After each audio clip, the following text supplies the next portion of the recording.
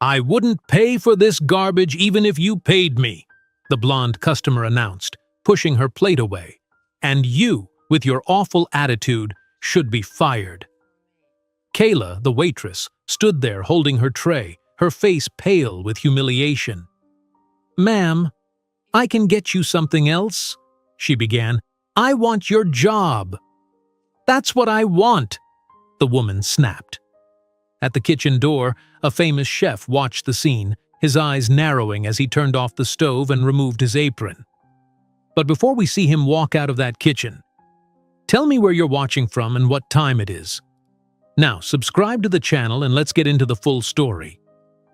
"I wouldn't feed this garbage to a stray dog."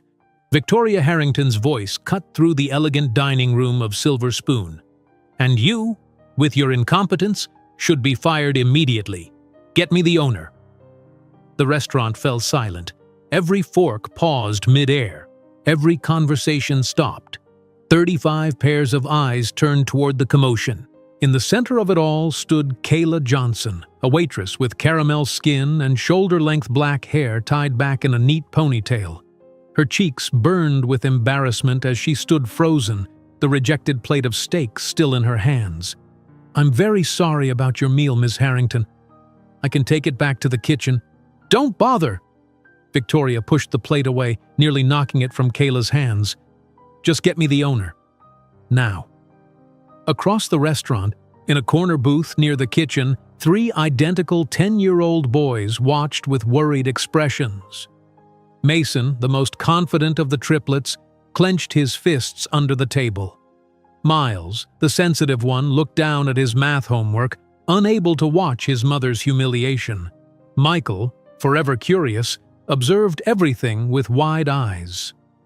Near the kitchen door, a tall man with short brown hair and intense blue eyes watched the scene unfold. Jack Hamilton was known throughout America as a celebrity chef with his own cooking shows and best-selling cookbooks.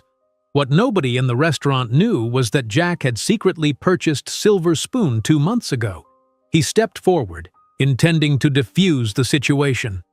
Then his eyes caught sight of the triplets in the corner booth. Jack stopped mid-stride, his face showing shock as he studied their features, the shape of their eyes, the curve of their jaws, the way the middle one bit his lip exactly as Jack did when concentrating. "Is everything okay, chef?" Thomas Reynolds, the restaurant manager, appeared at his side. Jack couldn't answer. His mind raced with calculations. Those boys looked about 10 years old. 11 years ago, he had dated a bartender named Kayla at a small Brooklyn restaurant for 3 months before his career took off and they lost touch. Could these be his sons? 12 hours earlier, at 5:30 in the morning, Kayla had awakened in her small Queens apartment. The alarm clock's red numbers glowed in the darkness as she quietly slipped out of bed, careful not to wake her sons in the adjacent room. In the tiny kitchen, she packed 3 identical lunchboxes with sandwiches, apple slices, and homemade cookies. She wrote 3 different notes. "Ace that math test." "Love Mom for Miles," "Hit a home run today," "Love Mom for Mason," and "Have fun in science club." "Love Mom for Michael." "Boys, time to get up," she called, turning on lights throughout the apartment. Sleepy groans came from the boys' bedroom. "5 more minutes," Mason mumbled from the top bunk. "No way, mister." "Up now, all of you," Kayla said, pulling open curtains to let in the early morning light. 20 minutes later, the triplets sat at their small kitchen table, eating cereal while Kayla checked their homework. "Miles, excellent work on your math." "Mason, you need to finish your reading questions." "Michael, your science project looks amazing." "Mom, can we have pizza tonight?" Michael asked.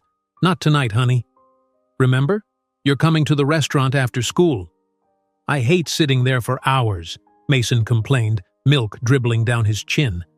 "I know it's not fun," Kayla said, wiping his face with a napkin. "But Ms. Parker next door can't watch you on Fridays, and I can't miss my shift. Silver Spoon customers tip the best on Fridays." "It's okay, Mom," Miles said quietly. "We understand." Kayla kissed the top of his head. "You're my good boys. Now hurry up or we'll be late." After dropping the boys at school, Kayla rushed to her daytime job cleaning offices in Midtown. She worked from 9 until 2, then picked up the triplets from school and took them directly to Silver Spoon. By 4 o'clock, the boys were settled in their usual corner booth. The restaurant wouldn't open until 5, giving them an hour to start homework before the dinner rush. "Remember the rules," Kayla said, now dressed in her waitress uniform, crisp white shirt, black pants, and a silver apron. "Stay in this booth. Do your homework. No bothering the staff." "Yes, Mom," they answered in unison. Thomas Reynolds, the restaurant manager, appeared with his clipboard. "Kayla, you'll be taking sections 3 and 4 tonight. And heads up, Victoria Harrington has a reservation at 7. I put her in your section." Kayla's stomach tightened. Victoria Harrington was notorious among the staff for being impossible to please. "Thomas, the last time I served her, she demanded I be fired because her water had too much ice." Thomas shrugged. "She's friends with half the restaurant critics in Manhattan." "Just do your best." In the kitchen, Jack Hamilton inspected the preparations for the evening service. Only Thomas knew Jack had purchased Silver Spoon. To everyone else, he was just consulting on their menu. "Everything looks good, Chef Marcus," Jack said to the head chef. "I think the new steak preparation will be a hit." At exactly 5 o'clock, the doors opened, and Silver Spoon began filling with Manhattan's elite. Kayla moved between tables with practiced efficiency, greeting regulars with genuine warmth. "Mr. and Mrs. Davidson, lovely to see you again. How was your trip to Florida? James, your usual table is ready. I made sure they chilled the martini glass just how you like it." Jack watched her from near the kitchen. She was good, professional, but authentic. The customers clearly loved her. At 7 o'clock sharp, the front door opened, and Victoria Harrington made her entrance. Her platinum blonde hair was perfectly styled. Her designer dress probably cost more than Kayla made in 3 months, and her expression suggested she had just smelled something unpleasant. "Miss Harrington, welcome to Silver Spoon," Thomas said with a bow. "Your table is ready." Victoria barely acknowledged him as she and 3 equally well-dressed friends followed him to Kayla's section. From their corner booth, the triplets watched the new arrivals. "That lady looks mean," Michael whispered. "Just focus on your homework," Miles responded, always the peacemaker. Kayla approached Victoria's table with a professional smile. "Good evening, ladies. Welcome to Silver Spoon. May I start you with some water?" Victoria looked at Kayla as if she were a piece of furniture. Sparkling, not too cold, no ice. "Of course. Would you like to hear about our specials tonight?" "No. We'll have a bottle of the 2015 Chateau Margaux." After delivering the wine, Kayla returned for their orders. Victoria complained about everything. The bread wasn't fresh enough, the lighting was too dim, the table wobbled. In the kitchen, Jack was plating dishes when he heard Victoria's complaints growing louder. He moved to the service window to get a better view. "Is that steak ready for table 12? A server asked him.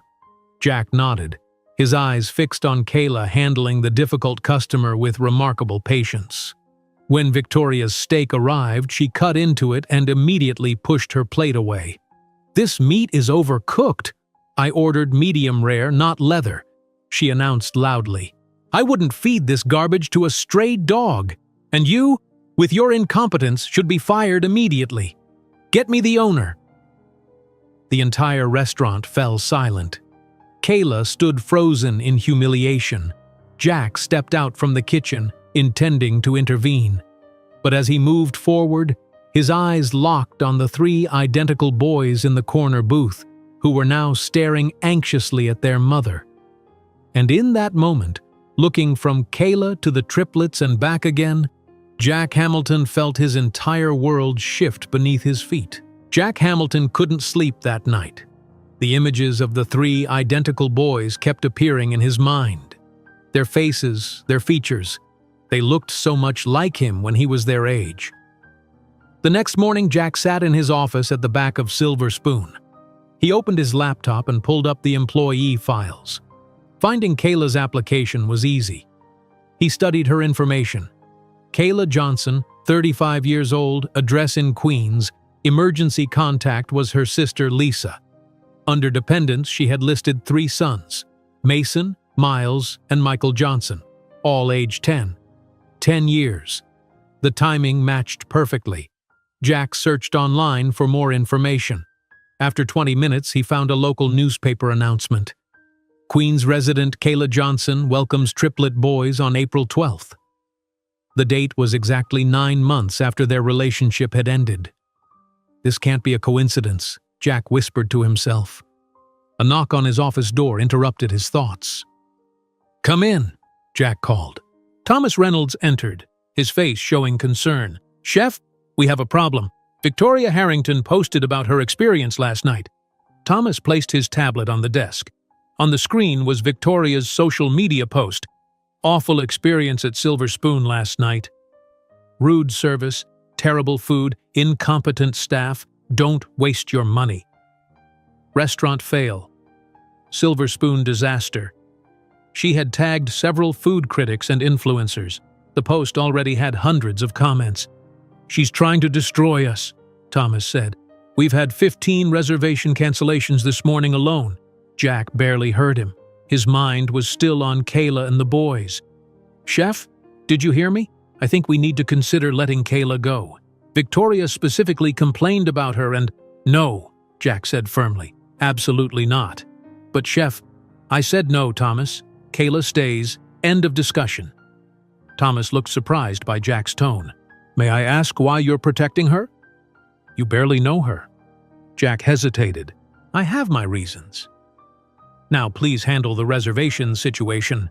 Offer complimentary desserts or wine to anyone who keeps their bookings." After Thomas left, Jack made a decision. He needed to talk to Kayla. In Queens, Kayla was facing her own crisis. She stood in her tiny kitchen holding a letter from her landlord, Mr. Peterson. "Final notice of eviction," it read. "Payment of 3 months back rent must be received within 7 days or eviction proceedings will begin." Kayla sank into a chair at the kitchen table. She had been using her rent money to pay for Miles's asthma medication. The insurance hadn't covered it, and she couldn't let him go without. She picked up her phone and dialed her sister. "Lisa? It's me. I need help." "Let me guess." Lisa's voice sounded tired through the phone. "Money problems again?" "I got an eviction notice. I need $700 by next week or we lose the apartment." "Kayla, I told you last time. This was the last time. I have my own bills. The boys' medication cost more than I expected. Please, Lisa." "Maybe if you had told their father about them, you wouldn't be in this mess," Lisa said sharply. "Or if you'd accepted that child support from that lawyer guy who asked you out."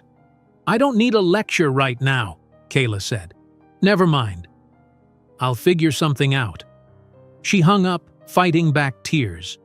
Her sister was right about one thing. She had been too proud to hunt down Jack Hamilton when she found out she was pregnant. By then, his career had started taking off. His old number was disconnected, and she didn't want to look like she was chasing a rising star chef for money. She would figure this out on her own. She always did. That evening, Silver Spoon was quieter than usual. The cancellations had left several empty tables. Victoria's social media attack was working. Kayla moved between her tables, maintaining her professional smile despite her worry about the eviction notice. As her shift neared its end, Thomas approached her. "Kayla, Chef Hamilton would like to speak with you after closing." Her heart sank. This was it. She was being fired because of Victoria Harrington. "Is this about last night?" she asked. He didn't say. "Just be in his office at 11. At 10:50, the last customers left. The triplets had fallen asleep in their corner booth, homework spread out before them. Kayla gently woke them. "Boys, I need to talk to Chef Hamilton before we leave. Can you wait 10 more minutes?" "Why, Mom?" Mason asked, rubbing his eyes. "Are you in trouble because of that mean lady?" "No, honey. It's just a work thing. Stay right here, okay?" Kayla walked to Jack's office, her heart pounding. She knocked on the door. "Come in," Jack called. She entered to find Jack sitting behind his desk. He looked different than he did on TV, more serious, more intense. "You wanted to see me, Chef Hamilton?" "Yes, Kayla. Please, sit down." Jack gestured to the chair across from him. "And call me Jack." She sat nervously, folding her hands in her lap. "If this is about Ms. Harrington, I apologize for—" "It's not about that," Jack interrupted. "Well, not directly. First, I want you to know something. I own Silver Spoon." Kayla's eyes widened. "You? But I thought, I purchased it 2 months ago. I kept it quiet because I didn't want my name to change how the restaurant operates." Kayla nodded, still confused about why he was telling her this. Jack leaned forward. "Kayla, I need to ask you something important. Those boys, your sons, they're 10 years old, correct?" She stiffened. "Yes. Why?" "We knew each other 11 years ago, at the Copper Pot in Brooklyn. I was a chef there, and you were—" "The bartender," Kayla finished, her voice barely audible. She suddenly understood where this conversation was going. Jack looked directly into her eyes. "Are they mine, Kayla?" The room fell silent. Kayla could hear her own heartbeat. For 10 years, she had carried this secret alone. Now, here he was, asking the question she had never prepared to answer. "No," she said automatically, the denial coming from years of independence. "They're not." Jack didn't look convinced. "They were born 9 months after we ended our relationship. They have my eyes, my jawline. Even the way Miles bites his lip when he concentrates, I do that exact same thing." Tears filled Kayla's eyes. She couldn't lie to him. "I tried to find you," she whispered, "when I found out I was pregnant. Your number was disconnected. You had moved for that job in Chicago." "You could have tried harder," Jack said, his voice showing hurt rather than anger. "I had a right to know." "You were becoming famous." Kayla's voice rose slightly. "Your face was in cooking magazines. You were on your way up. What was I supposed to do? Show up pregnant and look like I was after your money?" Jack ran his hands through his hair, processing this confirmation. "Triplets. I have 3 sons I've never known." "I've done fine on my own," Kayla said defensively. "They're good boys. Smart, kind." "I don't doubt that," Jack interrupted. "But they deserve to know who their father is." The tension in the room was broken by a small voice at the door. "Mom?" They both turned to see Michael standing in the doorway, his curious eyes moving between his mother and Jack. "The manager guy said we could wait in here. Mason and Miles are still in the booth," Michael said. "Is everything okay?" Kayla quickly wiped her eyes. "Everything's fine, honey. We'll leave in a minute." Michael looked at Jack with interest. "You're the chef from TV. I saw you make a chocolate volcano cake once." Jack seemed unable to speak as he stared at his son, for the first time with the knowledge of their connection. "That's right," he finally managed. "I'm Jack." "I'm Michael," the boy said. "You have the same eyes as me and my brothers." "That's weird." Kayla stood quickly. "Michael, please go back to your brothers. I'll be right there." After Michael left, Kayla turned to Jack, her voice low and urgent. "What happens now?" Jack stood too. "They deserve to know who their father is," he repeated. "And I deserve a chance to know my sons."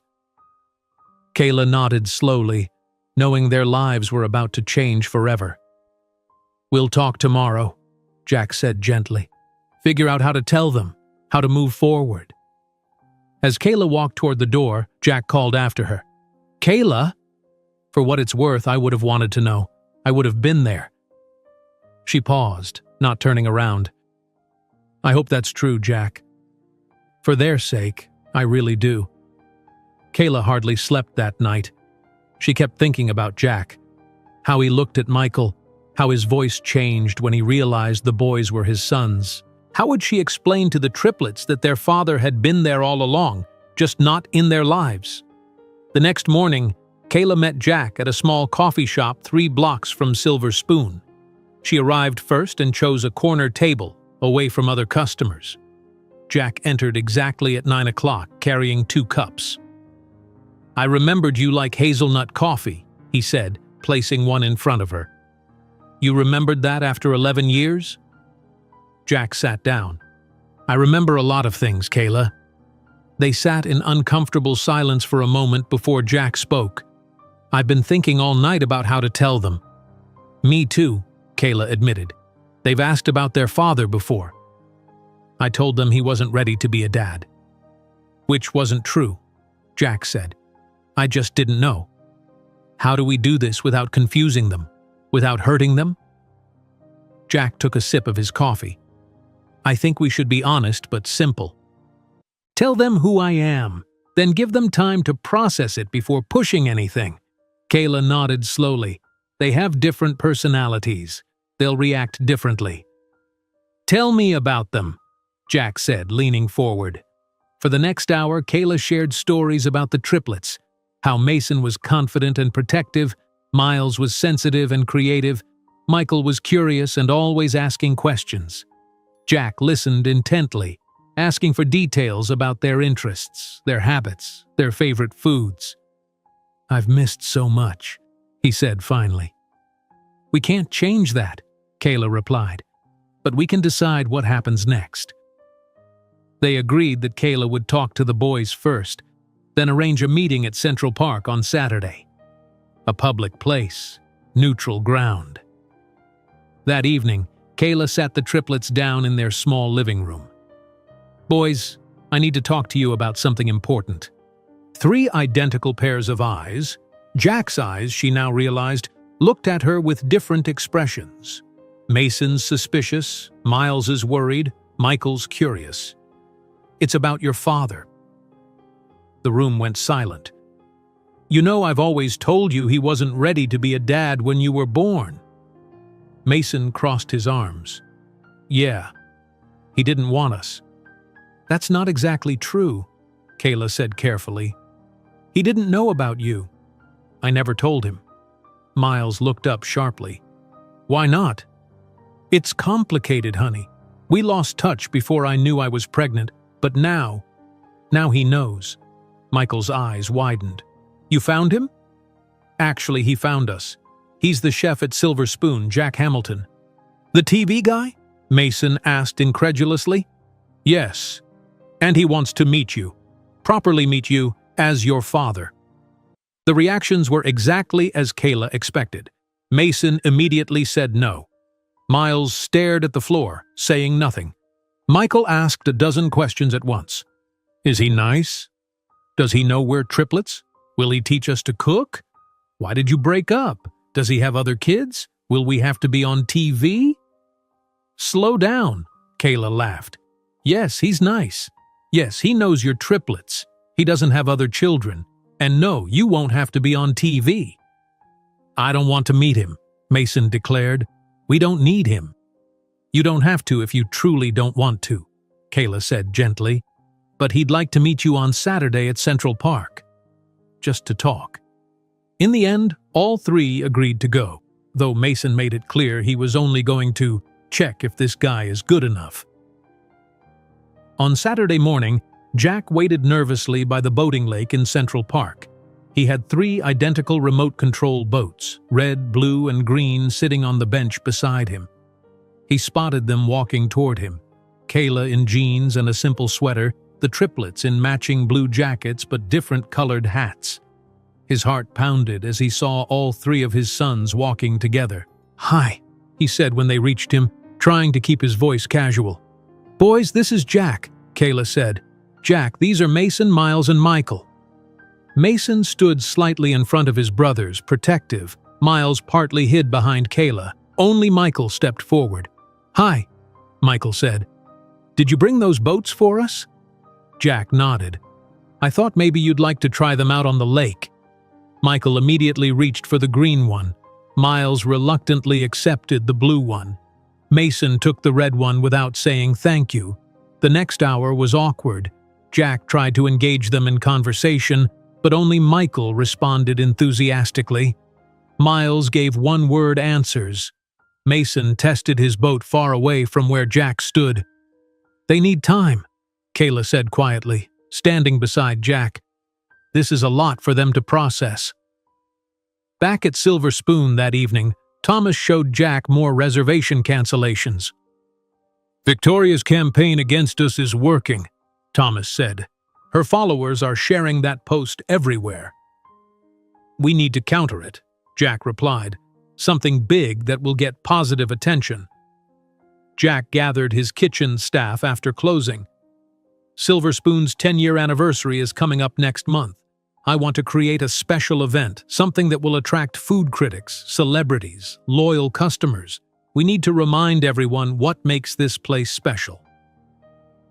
The staff began brainstorming ideas, special menu items, decorations, potential VIP guests to invite. Meanwhile, Kayla received more bad news. Her supervisor at the cleaning company called. "I'm sorry, Kayla, but we have to reduce your hours. Business is slow, and we need to cut costs." Kayla hung up the phone, panic rising.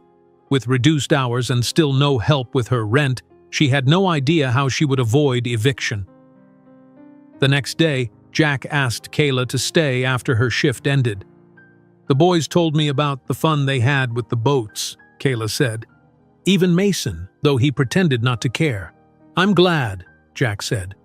"Kayla, I noticed your address on your application. That building had eviction notices posted when I drove by yesterday." Kayla stiffened. "You were checking up on us?" "I was curious about where my sons live," Jack admitted. "Are you having money problems?" "That's none of your business." "It is, if it affects my sons." "I've managed for 10 years without your help," Kayla said sharply. "I don't need your charity now." Their argument was interrupted by Thomas knocking on the office door. "Kayla, your son Miles is asking for you. He seems upset." Miles was sitting in the corner booth, his face streaked with tears. His brothers sat on either side of him.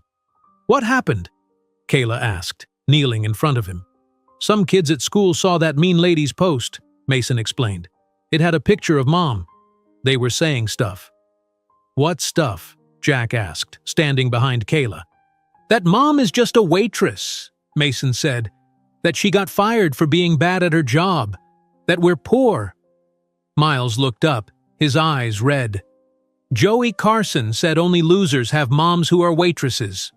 Jack's expression hardened. "That's completely untrue. Your mother has one of the hardest jobs there is." Miles just looked down again, unconvinced. The next day, Jack arrived at PS 118 in Queens. He carried several large bags of cooking equipment. The school principal, Mrs. Torres, greeted him excitedly. "The children have no idea you're coming, Chef Hamilton." Miles's class will be so surprised. Jack entered the 5th grade classroom to gasps and whispers. Miles stared in shock from the back row. "Good morning. I'm Chef Jack Hamilton. Your principal invited me to give a special cooking demonstration today." For the next hour, Jack showed the class how to make simple chocolate desserts. The children were captivated. Throughout the demonstration, he casually mentioned Kayla. "My friend Kayla, who happens to be Miles's mom, taught me a trick about tempering chocolate. She has an amazing palate for desserts. When I was starting out, Kayla could name every ingredient in a dish just by tasting it. That's a rare talent." By the end of the demonstration, the children were looking at Miles with new respect. As they lined up to leave, Miles approached Jack. "Why did you come to my school?"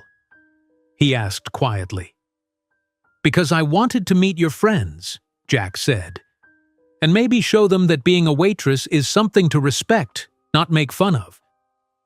Miles nodded slowly. "Thank you for coming." "Would you and your brothers and Mom like to come to my apartment for dinner on Sunday?" Jack asked. "I could teach you some cooking tricks." For the first time, Miles gave Jack a small smile. "I'd like that." When Jack told Kayla about the invitation, she was surprised that all 3 boys wanted to go, even Mason. "Maybe this will work out after all," she said cautiously. "One step at a time," Jack replied, "but it's a good start." Sunday afternoon came quickly. Kayla stood in front of her bedroom mirror, changing her outfit for the 3rd time.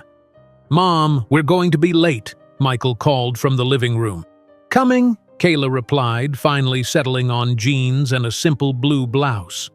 In the living room, the triplets waited impatiently. Miles had combed his hair neatly. Michael carried a small notebook filled with questions about cooking. Even Mason had put on his cleanest shirt without complaint. "Remember your manners," Kayla reminded them as they left the apartment. "No running, no touching things without permission." "We know, Mom," Mason said, rolling his eyes. "We're not babies." They took the subway to Manhattan. As they emerged onto the street, the boys stared up at the tall buildings surrounding them. "Which one is his?" Michael asked. Kayla checked the address Jack had texted her. "That one," she said, pointing to a sleek glass building with a doorman out front. The doorman smiled as they approached. "You must be Miss Johnson and the boys. Chef Hamilton said to send you right up. Penthouse floor." Inside Jack's apartment, the triplets stood in stunned silence. Floor-to-ceiling windows offered a breathtaking view of Central Park. The living room alone was bigger than their entire Queens apartment. "You live here?" Miles asked when Jack greeted them at the door. "I do," Jack replied. "Would you like a tour?" Michael immediately stepped forward. "Yes." Jack showed them around. The professional kitchen, his office filled with cookbooks, the entertainment room with a massive television and gaming system. Mason's eyes lit up at the sight of the latest gaming console. "Do you play?" Jack asked, noticing Mason's interest. "Sometimes," Mason shrugged, trying to seem unimpressed. "At my friend Devin's house. Maybe after dinner you could show me how. I'm terrible at games." For the first time, Mason gave Jack a genuine smile. In the kitchen, Jack had prepared ingredients for them to make pizzas together. "I thought we could each make our own. You can choose whatever toppings you want." "Really?" Michael asked. "Mom never lets us have different pizzas." "Because I'm not making 3 separate meals when I get home from work," Kayla explained. As they made their pizzas, Jack noticed Miles studying the cookbooks on his kitchen shelf. "You like cooking, Miles?" Jack asked. Miles nodded shyly. "I watch your shows sometimes." Jack pulled down a large cookbook with colorful pictures. "This was my first cookbook. It has simple recipes that are good for beginners." "Can I look at it?" "You can have it," Jack said. "I have another copy." Miles's eyes widened. "Really? Thank you." Later, while the boys were playing in the entertainment room, Jack and Kayla sat in the kitchen. "They seem comfortable here," Jack said. "Too comfortable," Kayla replied, watching through the doorway as Mason showed Jack's expensive gaming system to his brothers. "This is nothing like their real life, Jack." "It could be part of their life now," Jack said carefully. "Kayla, I want to talk about your financial situation." Kayla stiffened. "I told you we're fine." "You have an eviction notice. That's not fine. How did you—" "I spoke with your landlord," Jack admitted. "Mr. Peterson." "You had no right," Kayla said, her voice rising. "I paid your back rent," Jack continued, "and I negotiated a 6-month lease extension at the current rate." Kayla stood up, furious. "You did what?" "They're my sons too. I can't let them be homeless." "I would have figured something out. I always do." Their argument was interrupted by Michael entering the kitchen. "Why are you yelling?" he asked. Kayla forced a smile. "We're just having a grown-up discussion, honey. Go play with your brothers." After Michael left, Kayla lowered her voice. "You can't just sweep in after 10 years and take over. I've been handling everything on my own." "I know," Jack said gently. "You've done an amazing job, Kayla. But you don't have to do it alone anymore." The next morning, Jack was in his office at Silver Spoon when Thomas knocked on his door. "Victoria Harrington is on the phone for you," Thomas said, looking uncomfortable. "She says it's urgent." Jack took the call. "Ms. Harrington, what can I do for you?" "You can explain why you're hiding your secret family from the public," Victoria replied coldly. Jack felt his stomach tighten. "Excuse me?" "The waitress and her 3 boys, your sons. Don't bother denying it. Thomas confirmed it when I had lunch with him yesterday." Jack glared at Thomas, who quickly exited the office. My personal life is not up for discussion, Ms. Harrington. It will be when I tell my friends at Celebrity Scoop magazine, Victoria said, unless you publicly fire that incompetent waitress. Is that a threat? Consider it a friendly warning. You have 24 hours to decide. After hanging up, Jack immediately received another call from Sarah Bennett, his television producer. Jack, we need to talk, Sarah said without greeting. There are rumors about you having secret children with a waitress. Please tell me this isn't true. It's complicated, Sarah. Complicated is bad for ratings, Jack. The network is nervous. Your show is supposed to be about a bachelor chef living the dream life, not a daddy drama. The show will be fine, Jack insisted. Not if Victoria Harrington keeps spreading stories. She has connections at every network. Fix this, Jack. That afternoon, the triplets were leaving school when a sleek black car pulled up beside them. The window rolled down, revealing Victoria's perfectly made-up face. "Hello, boys," she said with a smile that didn't reach her eyes. "You're Miles, Mason, and Michael, right?" The boys stopped, looking at her cautiously. "You're the mean lady from the restaurant," Mason said. Victoria ignored the comment.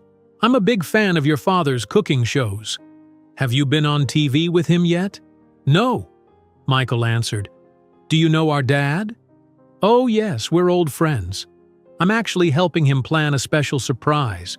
Could you tell me how long you've known he was your father? It's for the surprise." Miles stepped back, uncomfortable. "We should go.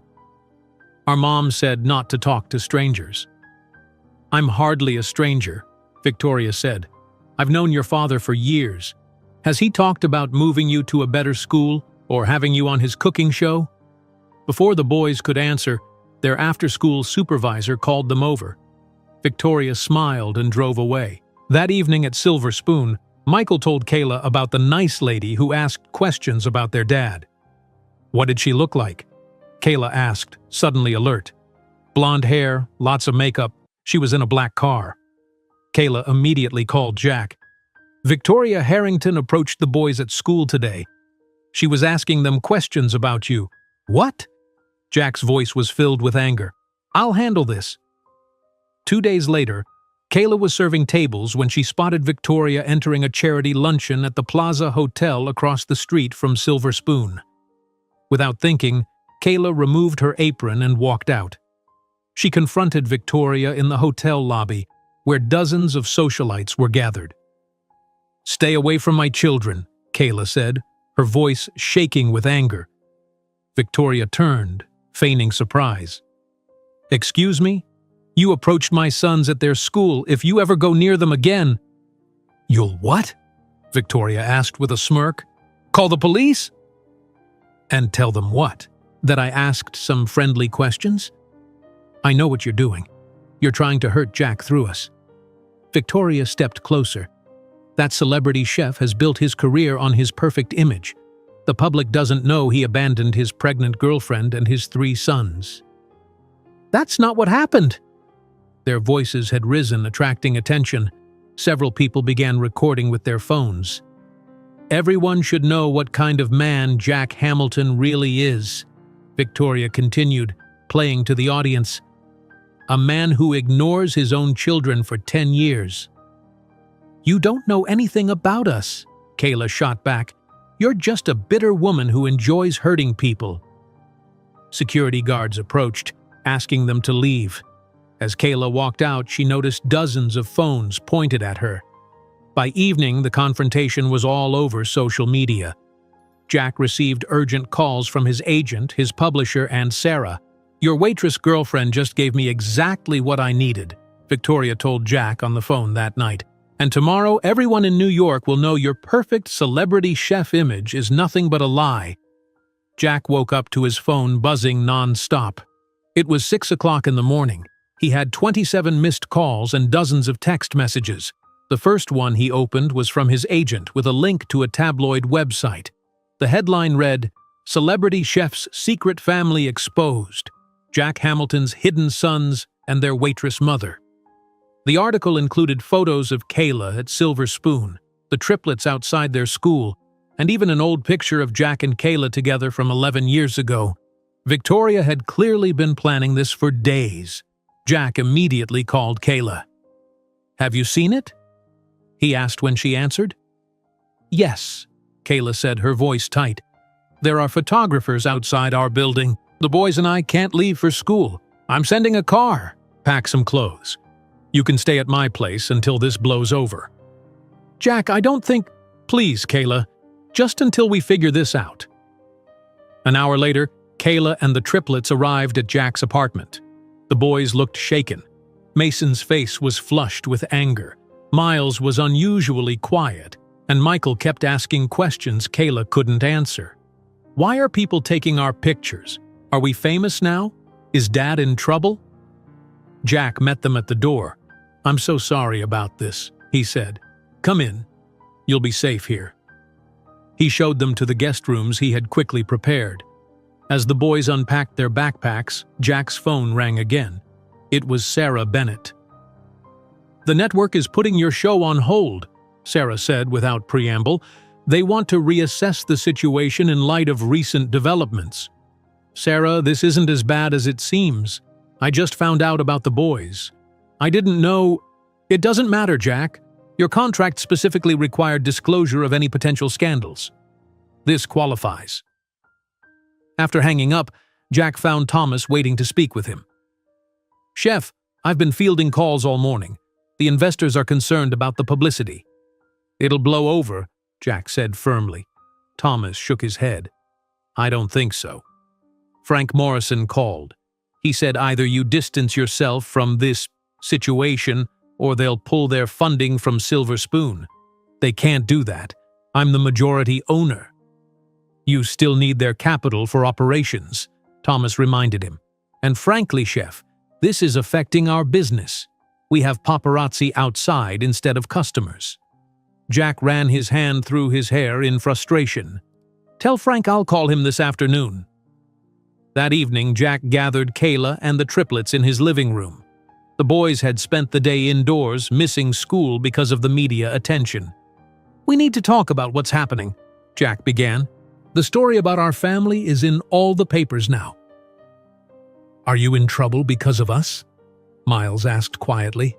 "No," Jack said firmly. "None of this is your fault." "The kids at school are going to be awful," Mason said. "Diego already texted me saying we're on TV." "That's what I wanted to discuss," Jack said. "I think it might be best if you all stay here for a while. At least until the media loses interest." "And how long will that be?" Kayla asked. "A few weeks, maybe. I can enroll the boys in a private school nearby. They have better security, and the students are used to having classmates with famous parents." Kayla shook her head. "No, we're not changing schools. We're not hiding." "Kayla, be reasonable. They can't even walk to school without being photographed." "So we face it. We don't run away." Their disagreement quickly escalated into an argument. "You don't understand how the media works," Jack insisted. "They'll make our lives miserable until they find a new story."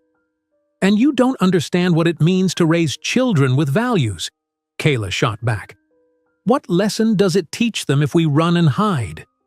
That they should be ashamed? It's not about shame. It's about protection. We've managed just fine without your protection for 10 years. In the hallway outside, Miles listened to their argument, his heart pounding. He heard Jack's voice rise in frustration. "Maybe this was a mistake," Jack said. Miles didn't hear what came next. He quietly went to his temporary bedroom, packed his backpack, and slipped out through the service entrance Jack had shown them earlier. 20 minutes later, Michael asked, "Where's Miles?" The arguing stopped instantly. They searched the entire apartment, calling Miles's name.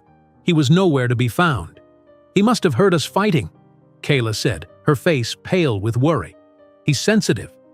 He probably got upset." Jack immediately called building security. "My son is missing, 10 years old, wearing a blue hoodie. Check all the security cameras." The footage showed Miles leaving through the service entrance 40 minutes earlier. "He doesn't know Manhattan," Kayla said, panicking. "He could be anywhere." "I'll find him," Jack promised. "You stay here with Mason and Michael in case he comes back." Jack spent the next 3 hours searching nearby parks, subway stations, and anywhere else a 10-year-old might go.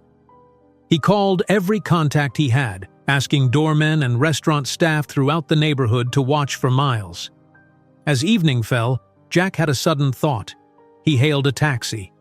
Brooklyn, Williamsburg, the corner of Bedford and North 7th.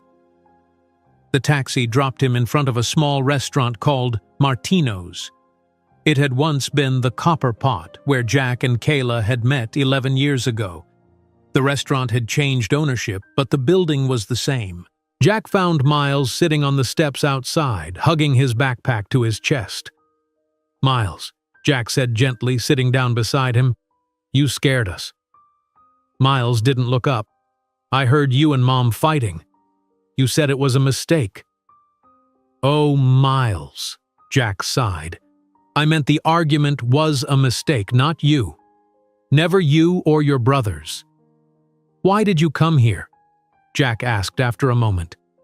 "I saw a picture in one of your cookbooks. It said this is where you worked before you got famous. Mom told us once she used to be a bartender in Williamsburg. I figured out it must be the same place." Jack was impressed by Miles's detective work. "How did you even get here?" "I used my subway card. Then I asked directions." They sat in silence for a moment. "Mom and I are both trying to figure this out," Jack said finally. "Neither of us expected any of this to happen. Are you mad that she never told you about us?" Jack thought carefully before answering. "I was sad at first. Sad that I missed so many years with you. But I understand why your mom made that choice. She's an incredible mother." "She works really hard," Miles said. "Sometimes too hard." "I know. That's why I want to help now." "But you're famous. You have a TV show and restaurants. Do you really have time for us?" The question hit Jack hard. "Miles, look at me," he said, waiting until the boy met his eyes. "Before I found out about you and your brothers, I had a successful career, but my life didn't have real meaning. Now, it does." "Really? Really? Money, fame, TV shows, none of that matters compared to being your dad." Miles wiped his eyes. "I was worried you'd decide we weren't worth all this trouble." "That will never happen," Jack promised. "You, Mason, and Michael are the most important people in my life now, and I'm going to prove it." They took a taxi back to Manhattan. When they arrived at Jack's apartment, Kayla ran to Miles, hugging him tightly. "Don't you ever do that again," she said, her voice shaking. "You could have been hurt or lost." "I'm sorry, Mom," Miles said. Jack watched the reunion, seeing Mason and Michael join the hug. In that moment, he made his decision. "I know what I need to do," he said, more to himself than anyone else. Kayla looked up at him, questioning. "Some things are worth more than money or fame," Jack explained, "and it's time I showed everyone what really matters to me." Early the next morning, Jack called his publicist, Diane Walker. "Jack, I've drafted a statement," Diane said before he could speak. "We'll say you only recently discovered the children and are taking time to handle this private matter away from the public eye." "No, Diane, that's not what I want," Jack interrupted. "I need you to arrange a press conference, today." "A press conference? That's the opposite of what you should do right now. We need to minimize this story, not feed it." "I'm done hiding," Jack said firmly. "This is my family, and I'm going to face this head-on." 3 hours later, Jack stood in front of a crowd of reporters outside Silver Spoon. Camera flashes lit up his face as he began to speak. "Thank you all for coming on such short notice. I want to address the stories that have been circulating about me. Yes, I am the father of 3 amazing 10-year-old boys, Mason, Miles, and Michael. Their mother, Kayla Johnson, and I had a relationship 11 years ago, before my career took off." Jack paused, taking a deep breath. "When Kayla discovered she was pregnant, I had already moved to Chicago for a new job. She tried to contact me, but my number had changed. I didn't know I was a father until 2 weeks ago when I recognized my sons sitting in the corner of my own restaurant." A reporter called out, Why should we believe you didn't know?" "Because I would never have chosen to miss 10 years of my sons' lives," Jack answered honestly. "I missed their first steps, their first words, their first day of school. I would give anything to have those moments back." "What about your image as a bachelor chef?" another reporter asked. "That image doesn't matter to me anymore. What matters is being a good father to my sons and making up for lost time. I'm proud of my family, and I won't hide them to protect my celebrity status or TV ratings." After the press conference, Jack returned to his apartment where Kayla and the boys were watching the coverage on television. "You didn't have to do that," Kayla said softly. "Yes, I did," Jack replied. By evening, social media was buzzing with reactions. To everyone's surprise, most were supportive. The hashtag #FamilyFirst was trending, with people sharing stories of their own reunited families. Sarah Bennett called Jack the next morning. "Well, that was unexpected," she said, "but I have to admit it's working. The network is interested in a new show concept." "What new concept?" "Something featuring your journey as a new father. People are connecting with your story, Jack. It feels authentic." Later that day, Jack asked Kayla to meet him at Silver Spoon after closing. He had spread large sheets of paper across a table covered with sketches and notes. "What's all this?" Kayla asked. "My vision for Silver Spoon. Or rather, what it could become," Jack said excitedly. "A restaurant that actually supports working parents instead of making their lives harder." He showed her the drawings, a redesigned layout with a supervised homework area, a partially open kitchen so diners could see the chefs, and a special family section. "I want to create a place where fine dining and family aren't mutually exclusive, where staff with children can work flexible schedules, where single parents can advance their careers." Kayla studied the plans. "This is ambitious. And I want you to help me design it," Jack added. "As a business partner." Kayla looked up in surprise. "Me? I'm just a waitress." "No, you're not just anything. Thomas told me how you've been handling vendor issues better than he does, and I've seen how you manage the dining room. You have a talent for this business, Kayla." "I did take some business courses at community college," she admitted, "before I got pregnant. I always thought I might manage a restaurant someday, but then life happened." "It's not too late," Jack said. "We could build this together."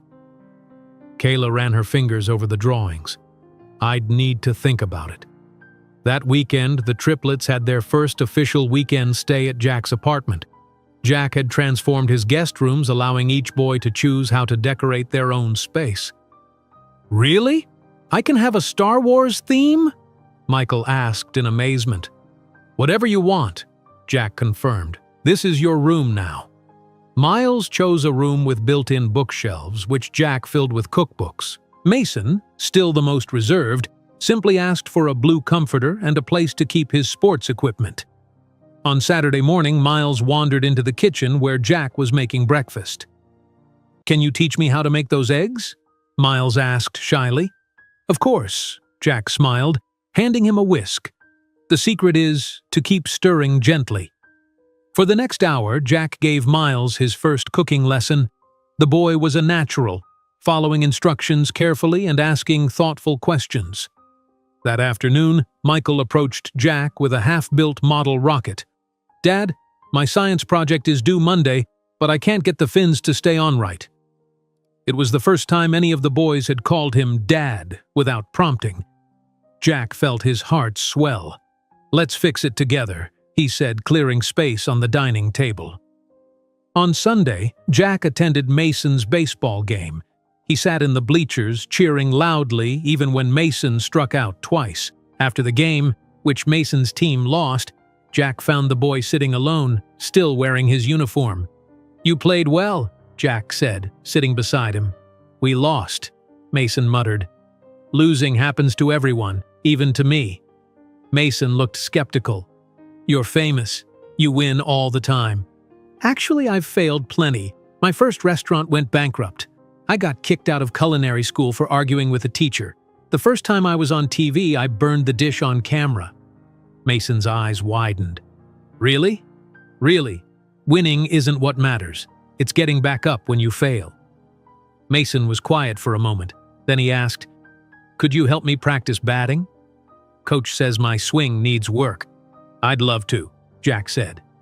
Meanwhile, Victoria was making one last attempt at revenge. She arranged a meeting with Frank Morrison, Silver Spoon's biggest investor. "Frank, I'm concerned about Jack's judgment lately," Victoria said, sitting across from the older man in his office. "His personal drama is affecting the restaurant." "That's not what I've observed," Frank replied calmly. "Revenue is actually up this week." "It's the novelty factor. It won't last," Victoria insisted, "and his new domestic situation will be a distraction. I've heard he's completely rebranding Silver Spoon into some kind of family restaurant. That's hardly the high-end concept you invested in." Frank leaned back in his chair.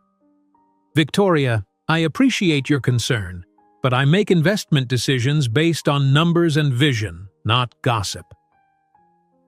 After Victoria left, Frank called Jack directly. "Jack, I just had an interesting visit from Victoria Harrington." "Frank, I can explain." "No need. I've been following your press. This family-friendly restaurant concept intrigues me. My wife and I raised 5 children while building our business. I know the challenges." "So you're not pulling your investment?"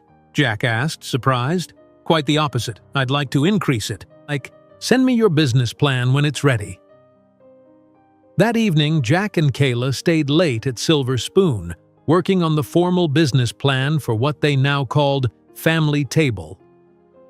"What if we add a training program specifically for single parents wanting to enter the restaurant industry?" Kayla suggested.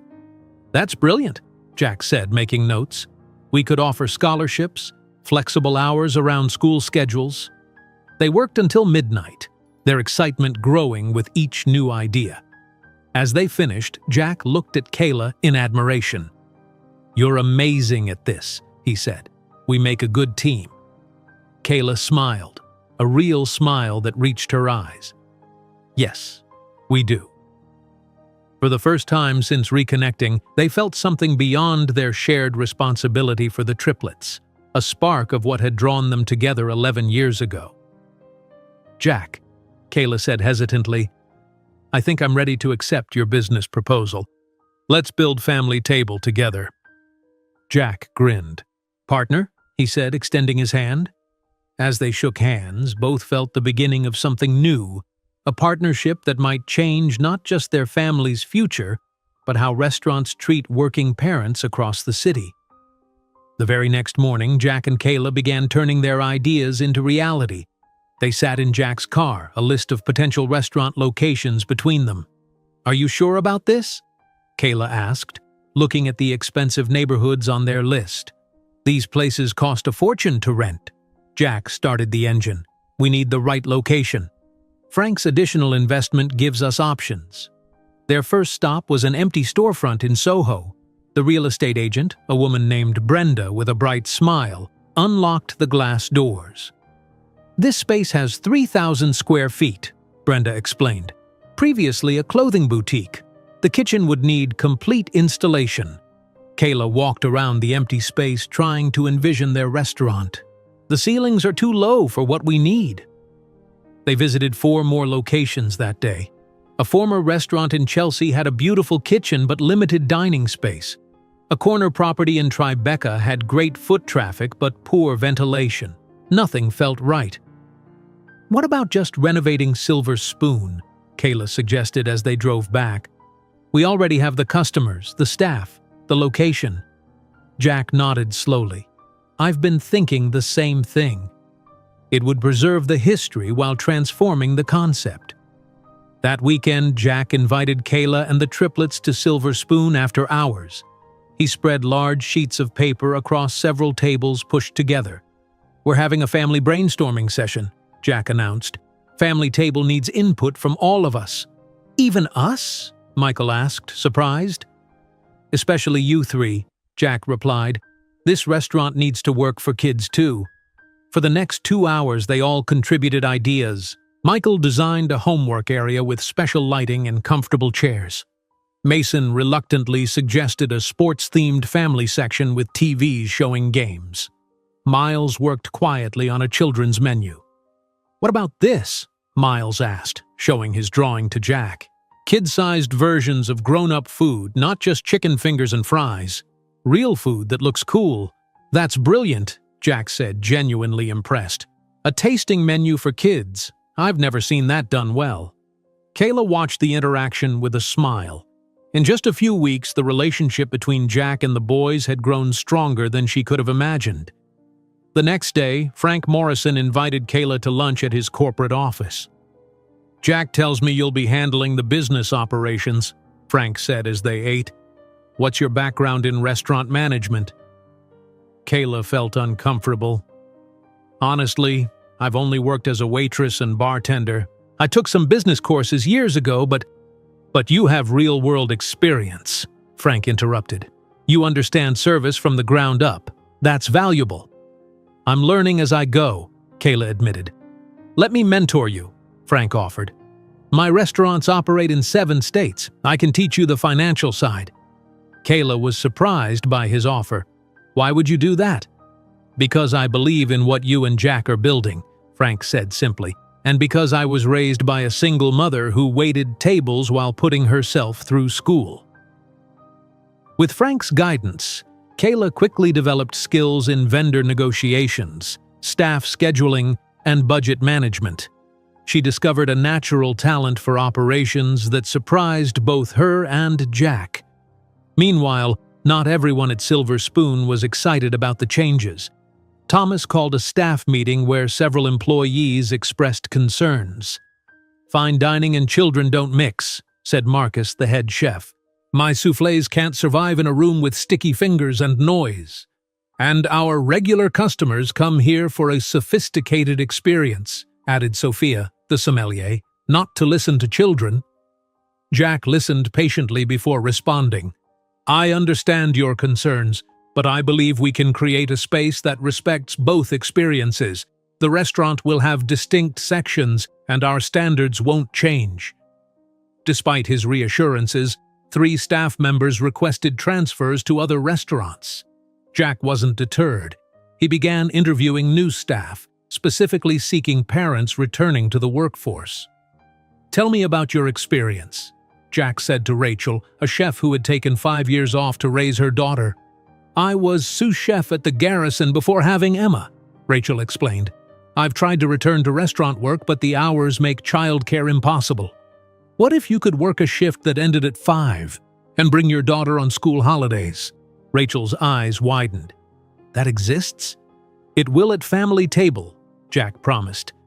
While the planning continued, the triplets began spending every weekend at Jack's apartment. Each boy developed their own relationship with him.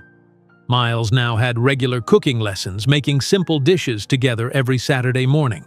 Michael worked with Jack on science projects and models. Mason still kept some distance but had begun accepting Jack's help with baseball practice.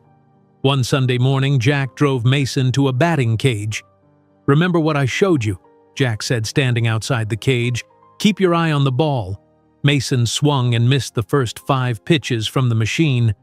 "This is stupid," he muttered, dropping the bat. "I'm no good." "Try again," Jack encouraged. "It takes practice."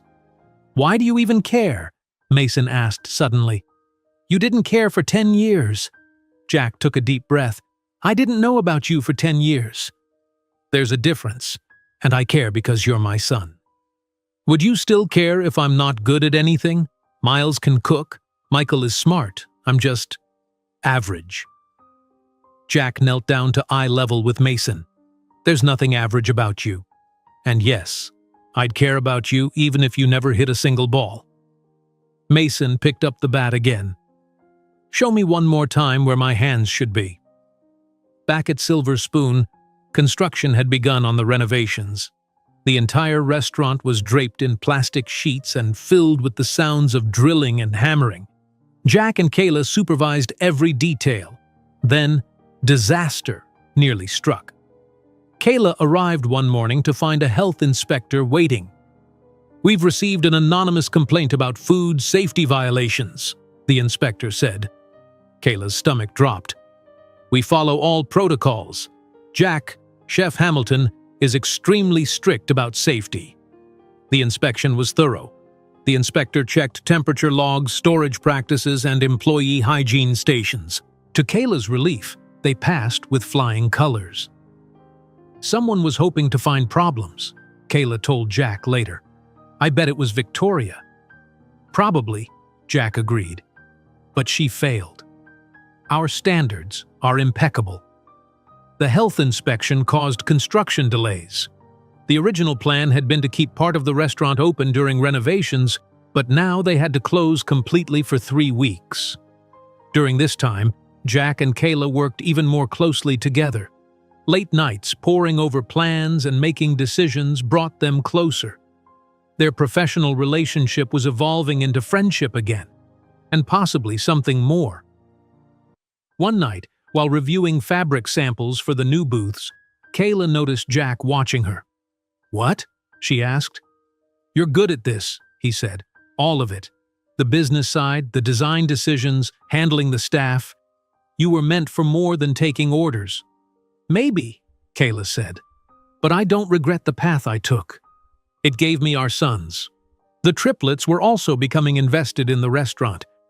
They helped paint the children's area one Saturday, wearing oversized t-shirts over their clothes as makeshift smocks. "This is our restaurant too, right, Mom?" Michael asked, carefully painting a wall panel. "Yes," Kayla smiled. "It belongs to all of us." As the renovation neared completion, Jack confirmed attendance of key food critics and influencers for the soft opening. "It's important we make a strong first impression," Jack told Kayla. "These critics can make or break us." The day before the soft opening, a vendor delivered the wrong meat order.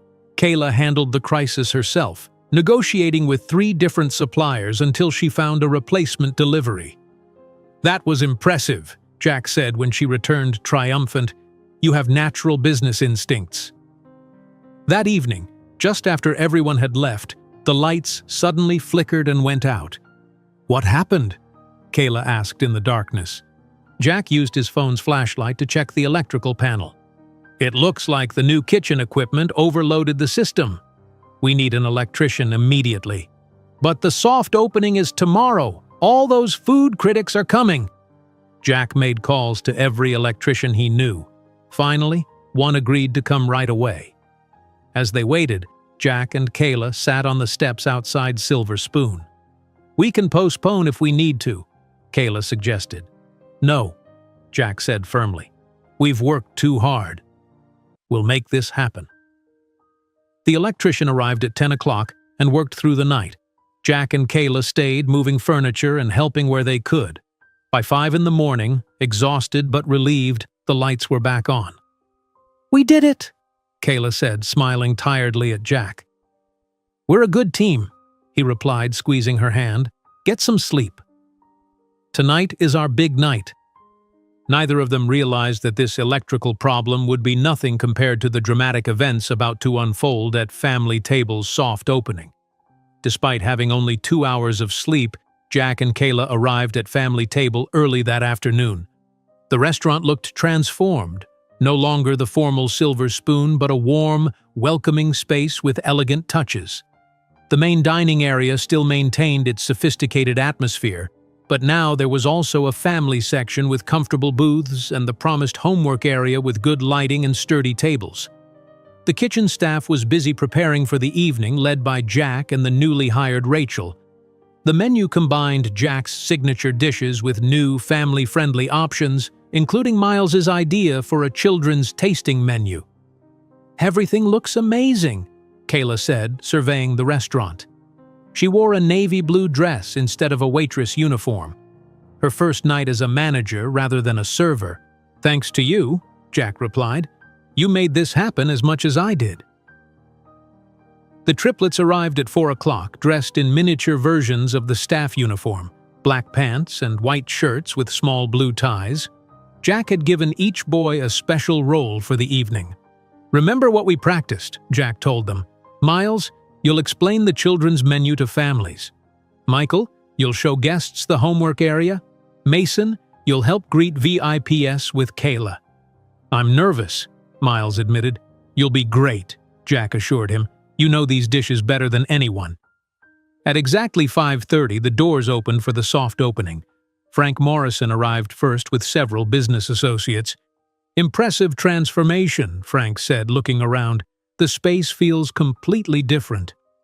Food critics began arriving next, followed by social media influencers with large followings. Jack moved between the kitchen and dining room, making sure each dish was perfect before it left the kitchen. Kayla handled the front of house with natural confidence, seating guests and managing the flow of service. Mason stood beside her, surprising everyone with his polite professionalism as he greeted guests. "Welcome to Family Table," he said to an important restaurant critic. "My mom will show you to your table." In the family section, Miles carefully explained the children's tasting menu to the first families who arrived. "This is beef just like the adults eat, but we make it more fun," he explained, pointing to the menu photos he had helped design. "And you can choose how many courses you want." Michael proudly showed the homework area to interested guests. "We have different kinds of pencils, and the chairs are really comfortable for long homework sessions. I tested them myself." By 7 o'clock, the restaurant was full. The reviews were immediate, guests posting photos of their meals on social media with enthusiastic comments. Several food critics were nodding approvingly as they tasted Jack's new creations. Sarah from the network arrived with 2 television executives. She pulled Jack aside in a quiet moment. "The network loves the concept, Jack," Sarah said. "They're thinking a whole series, Family Table, showing your journey as a new father while building this restaurant." "That sounds perfect," Jack smiled. "As long as Kayla and the boys are comfortable with it." Just as the evening hit its stride, Victoria Harrington entered uninvited. She wore an expensive designer dress and was accompanied by a man Jack recognized as a reporter from Celebrity Scoop magazine. Kayla spotted them immediately and approached. "Ms. Harrington, I don't recall seeing your name on our guest list." "I don't need an invitation," Victoria replied loudly. "I'm here to see if the famous Chef Hamilton is still hiding behind his waitress girlfriend and secret children." The nearby tables fell silent. The reporter beside Victoria was already taking notes. Jack emerged from the kitchen, alerted by the commotion. "Victoria, this is a private event." Victoria turned to face the room. Everyone should know the truth about Jack Hamilton. He abandoned his pregnant girlfriend for fame and fortune, then pretended to be shocked when he discovered his children 10 years later. It's all an act for publicity. The restaurant was completely silent now. Every guest was watching the scene unfold. Jack looked at Kayla, then at the triplets who had gathered near her, their faces showing confusion and hurt. He made a decision. "May I have everyone's attention?" Jack said, walking to the center of the dining room. "Victoria is right about one thing. You all deserve the truth." He took a microphone from the host's stand. "Yes, I recently discovered I have 3 amazing sons, Mason, Miles, and Michael." Jack gestured toward the boys. "And yes, I wasn't in their lives for 10 years. But not because I abandoned them." Jack took a deep breath before continuing. 10 years ago, I was focused entirely on my career. When Kayla and I dated, I was so busy trying to become successful that I changed my phone number without making sure everyone important had my new contact information. When we broke up, I simply moved on to the next opportunity. The room remained silent as Jack continued. "I didn't know Kayla was pregnant. She tried to find me, but I had made myself unfindable. That was my failure, being so focused on my career that I didn't maintain connections to the people who mattered." Jack looked directly at Victoria now. "So no, Victoria, I didn't abandon my family for fame. But I did miss 10 years of my sons' lives because I didn't understand what really matters. Success means nothing if you don't have people to share it with." Jack moved to stand beside Kayla and the triplets. "This restaurant represents what I've learned. family table isn't just a name. It's a promise that families, in all their forms, matter more than anything else. The crowd began to applaud. Victoria stood awkwardly as her attempt to cause a scene backfired. Even her reporter companion looked moved by Jack's speech. Before Victoria could respond, there was a loud popping sound from the kitchen, followed by shouts. "Fire!" Rachel yelled, rushing from the kitchen. "Everyone out!" Smoke began pouring from the kitchen doors. The restaurant's fire alarm activated, its shrill sound filling the space. "Everyone, please move calmly to the exits," Kayla directed, her voice steady despite her fear. The evacuation began immediately. Staff guided guests toward the doors in an orderly fashion. Jack helped an elderly couple to their feet. "Kayla, get the boys out," Jack called across the room. "I'll make sure everyone else gets out safely." Kayla gathered Mason and Miles, holding their hands tightly. "Where's Michael?" she asked, suddenly panicked.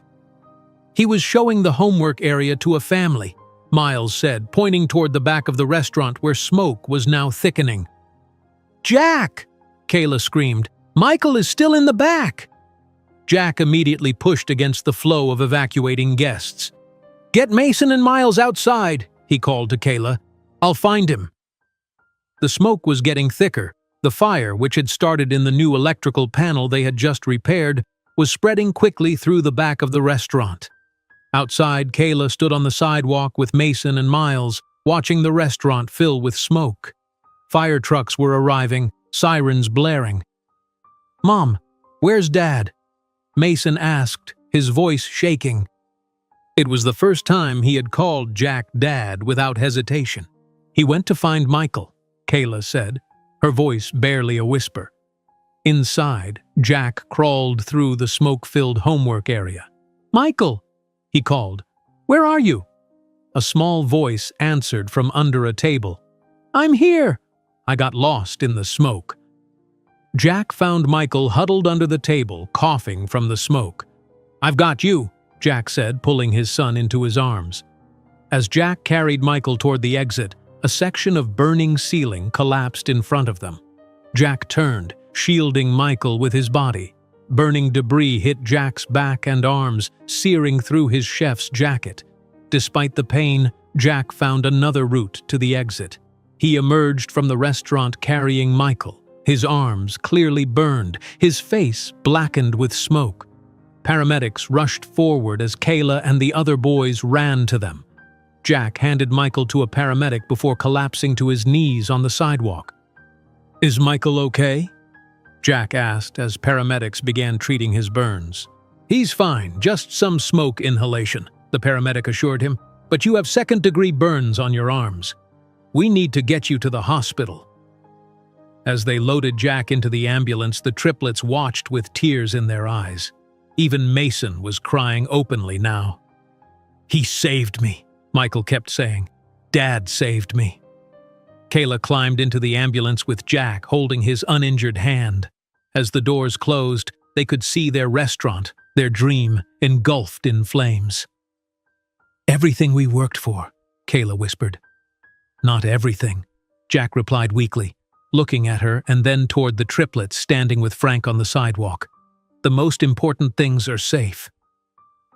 As the ambulance pulled away, the family watched their new beginning literally go up in flames, not realizing that from these ashes, something even stronger would eventually rise. The white hospital ceiling was the first thing Jack saw when he opened his eyes. The steady beeping of monitors filled the quiet room. His arms were heavily bandaged, and an oxygen mask covered his face. Every breath hurt. "Dad's awake!" Michael's voice called out. Jack turned his head slowly to see all three triplets sitting beside his bed. Mason stood up immediately, moving closer. "Are you okay?" Mason asked, his voice uncharacteristically gentle. Jack managed a weak smile. "I'm fine. Just some burns." Kayla appeared in his field of vision, her eyes red from crying but her smile relieved. "The doctor says you have second-degree burns on both arms and some smoke inhalation. You'll need to stay here for a few days." "Michael?" Jack asked. I'm okay, Michael said, stepping forward. The doctors checked me and said my lungs are clear. Jack closed his eyes briefly, relief washing over him. When he opened them again, he noticed something unusual. Mason had positioned himself protectively next to the bed, as if standing guard. For the next 3 days, Jack remained in the hospital. The triplets visited every afternoon after school, bringing handmade cards and drawings.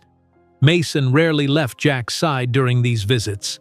Miles was quieter than usual, and Michael asked dozens of questions about the fire. On the 4th day, while the boys were at school, a fire investigator visited Jack's hospital room. Mr. Hamilton, I'm Inspector Rodriguez from the fire department, the man said, showing his badge. I'd like to ask you some questions about the fire at your restaurant. Kayla, who had been arranging flowers on the windowsill, sat down beside Jack's bed. What have you found so far? She asked. The fire started in the electrical panel, Inspector Rodriguez explained, the same one you had repaired the night before the opening. Jack frowned. That can't be a coincidence. No, it probably isn't, the inspector agreed. We found evidence that suggests tampering. Someone may have deliberately overloaded the system. Victoria Harrington, Kayla said immediately. She was there that night. She's been trying to ruin us for weeks. Inspector Rodriguez made notes. We can't prove anything yet, but we'll investigate all possibilities. After the inspector left, Thomas came to visit, looking uncomfortable. Chef, I need to tell you something, Thomas said, unable to meet Jack's eyes. I spoke with Victoria before the fire. She asked questions about the restaurant's electrical work. You told her about our electrical problems? Kayla asked incredulously. Thomas nodded miserably. I didn't think she would do anything. She said she was just curious about the renovation. Did you help her sabotage us? Jack asked directly. No, I would never, Thomas insisted. I didn't realize what she was planning. Jack studied Thomas's face for a moment. I believe you, but I think it's best if you find another position. We can't work together after this. After Thomas left, Kayla's phone buzzed with a notification. She checked it and gasped. Jack, look at this. She held up her phone, showing a crowdfunding page titled, Help Rebuild Family Table. The campaign, started by restaurant workers from across the city, had already raised over $50,000. People want to help us rebuild, Kayla said, her voice filled with emotion.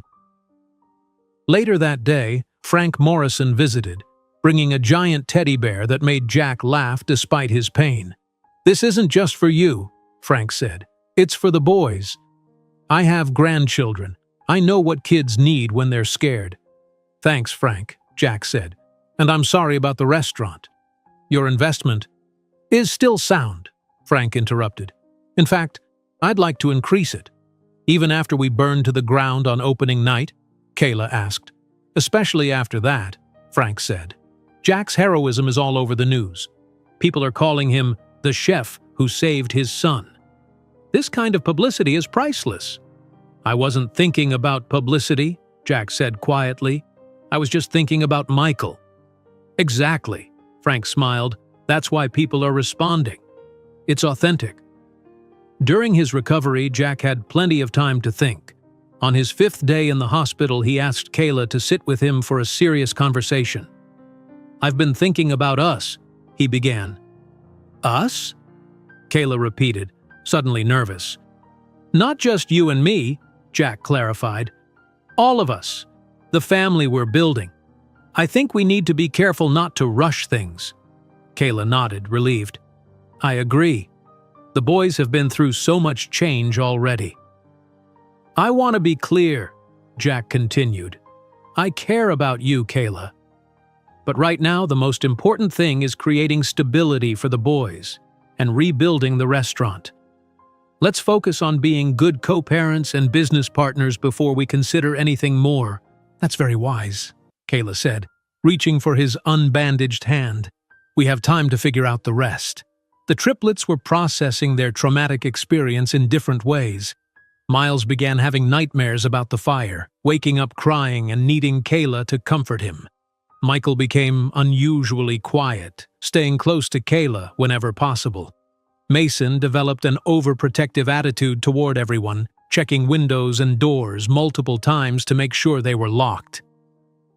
"I think the boys need professional help," Kayla told Jack one evening, "and maybe we do too." Jack agreed immediately. "We'll find the best family therapist in the city." Their first therapy session was held in Jack's hospital room before his discharge. Dr. Lewis, a kind woman with gray hair and gentle eyes, spoke to each family member individually, then brought them together. "Traumatic events affect everyone differently," she explained. "The important thing is to talk about your feelings rather than hiding them." Miles was the first to open up. "I keep having bad dreams about the fire," he admitted. "I'm scared it will happen again." "That's very normal, Miles," Dr. Lewis assured him. "Your brain is trying to process what happened." "I keep thinking about being lost in the smoke," Michael said quietly. "I couldn't find my way out. But then Dad found me." Jack reached out his bandaged arm toward Michael. "I will always find you, buddy. Always." Mason stayed silent until the end of the session. Finally, he spoke. "I was mean to Dad before. I didn't want him around. But then he saved Michael.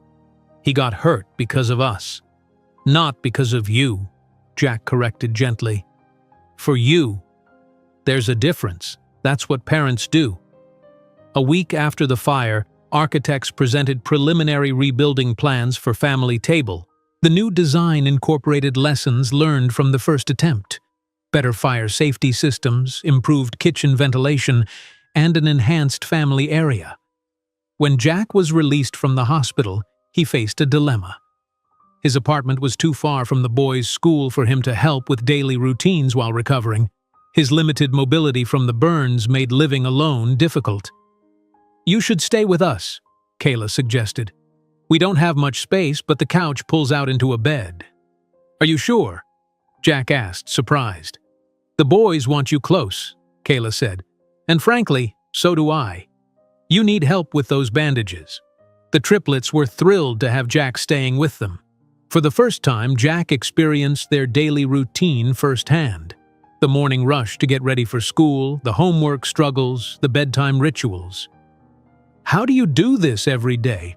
Jack asked Kayla one evening as they collapsed on the couch after the boys were finally asleep. "You just do what needs to be done," Kayla shrugged. "That's parenting." Living in Kayla's apartment gave Jack new appreciation for how hard she had worked as a single mother. The tiny kitchen where she prepared meals, the shared bedroom where all three boys slept, the careful budgeting she did at the kitchen table late at night, all of it showed her dedication. One evening, 3 weeks after the fire, Victoria Harrington appeared at Kayla's door. "What are you doing here?" Kayla demanded, blocking the entrance. Victoria looked different, thinner with less makeup, her normally perfect appearance slightly disheveled. "I came to apologize," she said quietly. "Why should we believe anything you say?" Jack asked, coming to stand beside Kayla. "My husband died last week," Victoria said. "Heart attack. It was sudden." Kayla's expression softened slightly. "I'm sorry for your loss." "It made me realize how pointless all this has been," Victoria continued.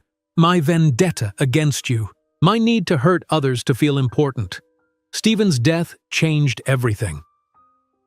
"The fire inspector believes someone tampered with our electrical system," Jack said.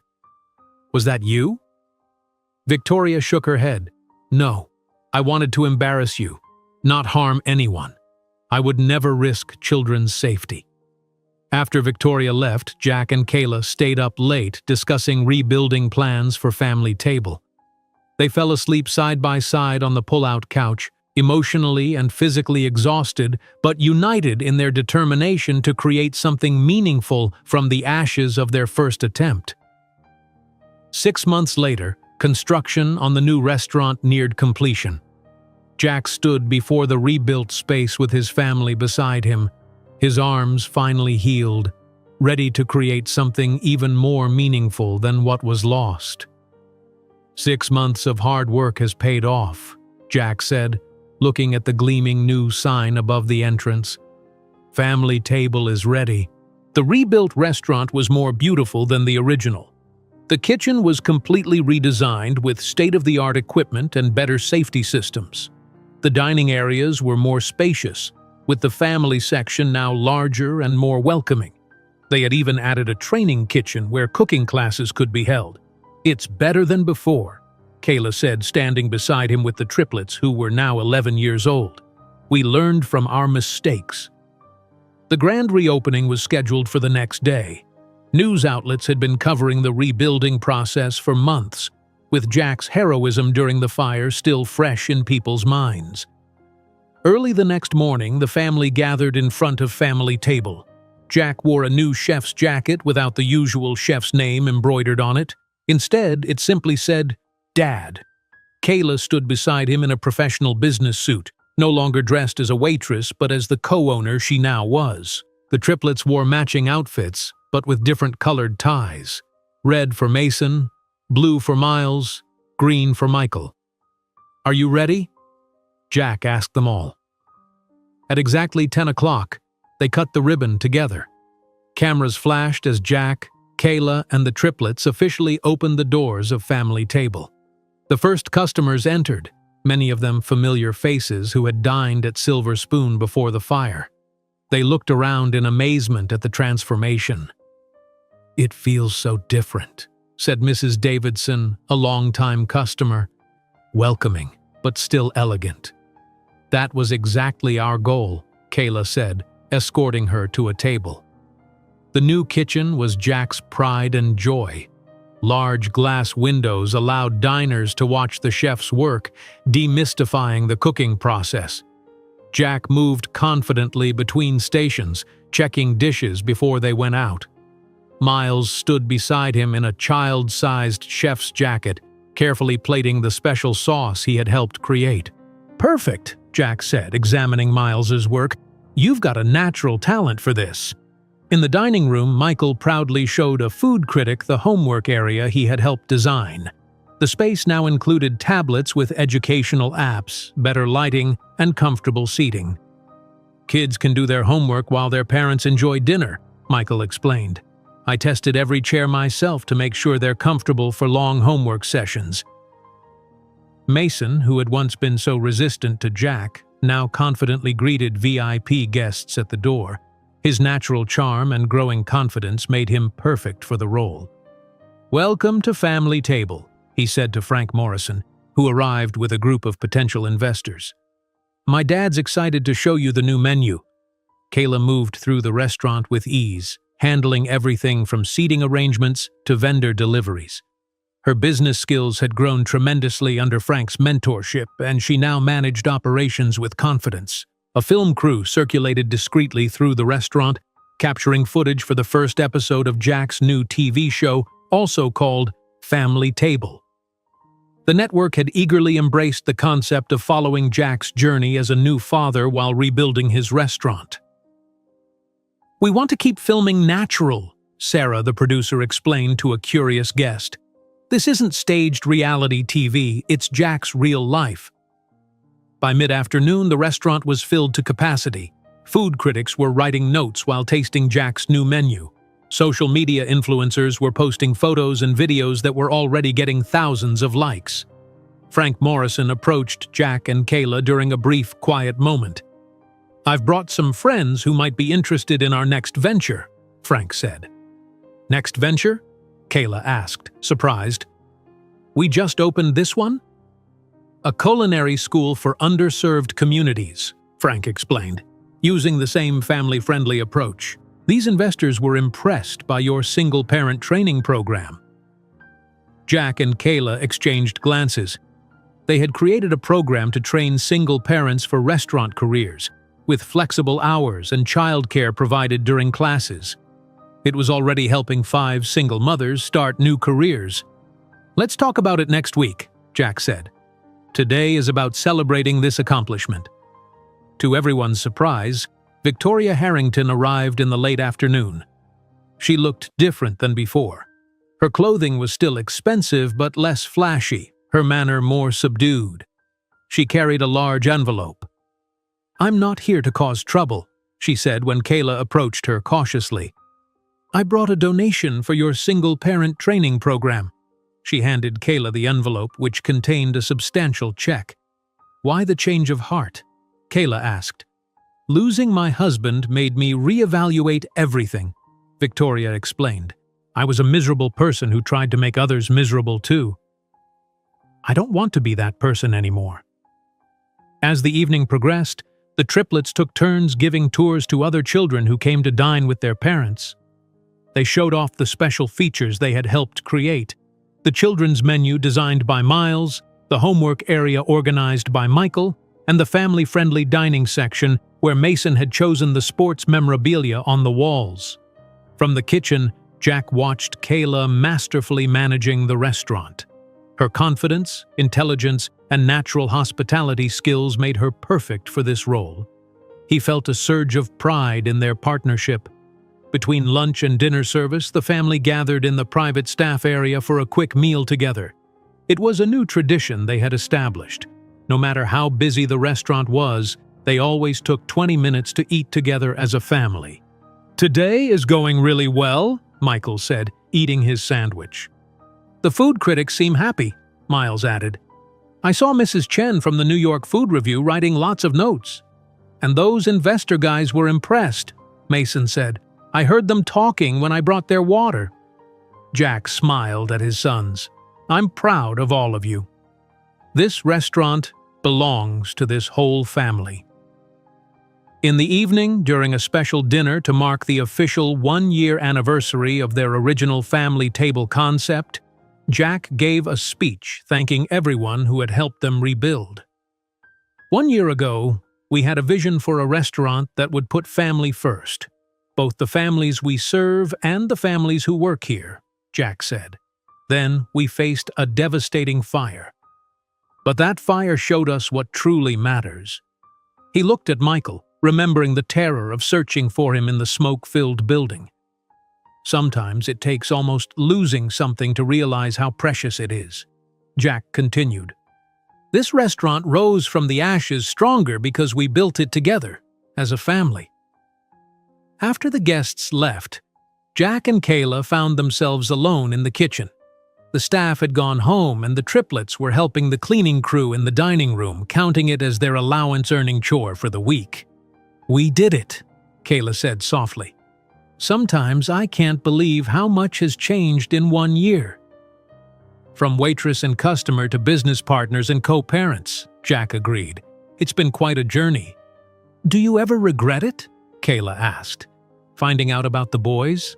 Taking on all this responsibility?" Jack shook his head firmly. "Never. My life before was empty, Kayla. I had success, but nothing that really mattered." They stood in comfortable silence for a moment, their shoulders almost touching. "We should consider the boys' suggestion," Jack said finally. "Which one?" "They have so many ideas for the restaurant. Not about the restaurant, about us. About trying to be a real couple again." Kayla looked at him in surprise. "They said that?" "Miles did. He said it would be easier if we all lived in the same house all the time, not just when I stay over to help with their science projects or when they come to my place for weekends." "And what do you think?" Kayla asked carefully. "I think we should take it slow," Jack said, "but I also think he might be right." 1 week later, the entire family took a rare night off from the restaurant. Jack came to Kayla's apartment with grocery bags full of ingredients. The triplets cleared the small kitchen table while Jack taught them all how to make fresh pasta from scratch. "The trick is in how you knead the dough," Jack explained, guiding Miles's hands. "Like this?" Michael asked, enthusiastically pounding his dough. "A little gentler," Jack laughed. Mason carefully cut the pasta into perfectly even strips, his natural precision showing. "Is this right, Dad?" "Perfect," Jack said. "You're a natural." Kayla watched them all, these 4 males who had become the center of her world. Jack caught her eye and winked. When they finally sat down to eat, Jack raised his glass of sparkling cider in a toast. "To family table," he said. "Not just our restaurant, but this right here, the most important table any of us will ever gather around." The triplets clinked their glasses solemnly, then immediately began talking over each other about school projects and baseball scores and cooking ideas. Jack and Kayla exchanged smiles across the small table. Their journey had been unexpected. Their family had formed in an unusual way. But sitting here in Kayla's modest apartment, sharing a meal they had created together, they were finally what they were always meant to be: a family. If you enjoyed today's video, I'm sure you'll love the next one. Don't waste time. Just click on the screen.